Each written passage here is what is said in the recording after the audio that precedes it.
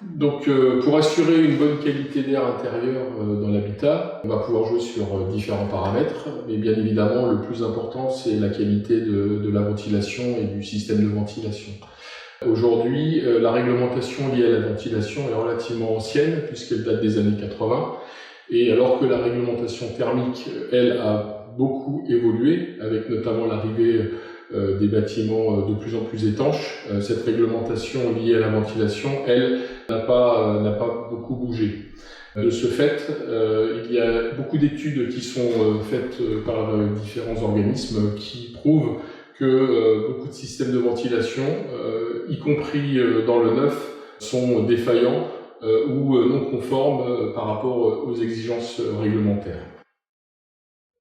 Un des problèmes qui se pose pour assurer la conformité, c'est d'avoir un protocole qui soit absolument irréprochable pour pouvoir réaliser ces contrôles de façon fiable et répétitive.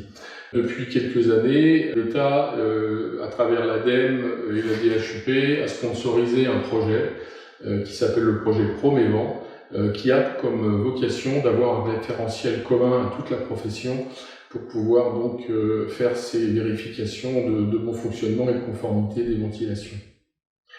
Ce protocole Promévent, qui a aujourd'hui été publié l'année dernière en ce qui concerne le volet habitat et qui est toujours en cours de développement pour le volet tertiaire, est constitué de 4 phases de contrôle. La première phase, il s'agit de l'inspection du système de ventilation.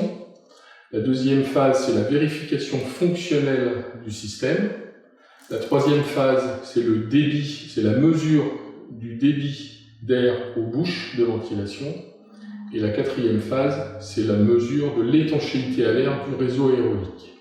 Alors, pour utiliser ce protocole, il y a d'abord donc des manuels d'utilisation, des guides pratiques qui ont été publiés et qui sont disponibles sur le site internet Promévent.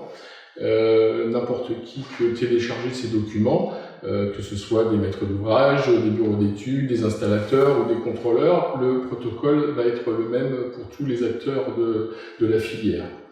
Ce protocole peut être utilisé de façon papier, donc il suffit de suivre une grille, et également il y aura très probablement bientôt des logiciels disponibles sur le marché qui vont pouvoir assister l'opérateur dans la mise en place de ce protocole.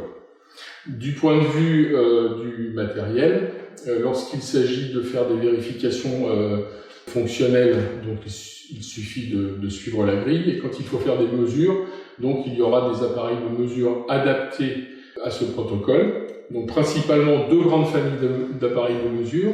D'une part, les appareils de mesure pour faire les mesures de débit aux bouches de ventilation, donc ce sont principalement des anémomètres, anémomètre à hélice, anémomètre à fil chaud, ou alors des pressostats pour faire des mesures de pression différentielle aux bouches. Donc ça, c'est la première grande famille d'appareils. Ce sont des appareils relativement simples, dont il faut prendre un certain nombre de précautions quant à l'utilisation et notamment à la vérification de faire des mesures de bonne qualité, de bonne précision. Donc là, tout est bien documenté et bien détaillé dans le guide. Et puis, il y a une mesure un petit peu plus complexe qui nécessite des outils plus onéreux et plus complexes d'utilisation. Ce sont les appareils pour faire la mesure de l'étanchéité à l'air du réseau aérolique. Ce sont des appareils plus volumineux, mais qui sont déjà bien maîtrisés puisqu'ils sont utilisés depuis plusieurs années déjà dans le cadre de certains labels à haute efficacité énergétique.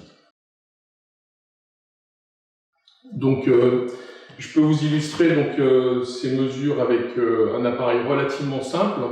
Il s'agit d'un anémomètre à hélice. Donc ici, vous avez un appareil avec une hélice et un petit indicateur de mesure. L'hélice, lorsqu'elle prend le vent, va se mettre à tourner et on va afficher sur l'écran une vitesse d'air.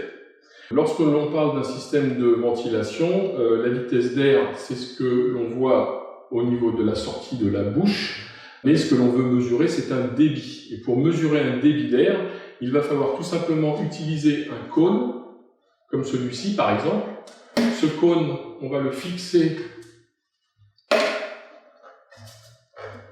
sur l'anémomètre, et de ce fait, on va toujours pouvoir mesurer un débit d'air, mais comme l'on connaît exactement la surface du cône, on connaît exactement la section de ce que l'on mesure.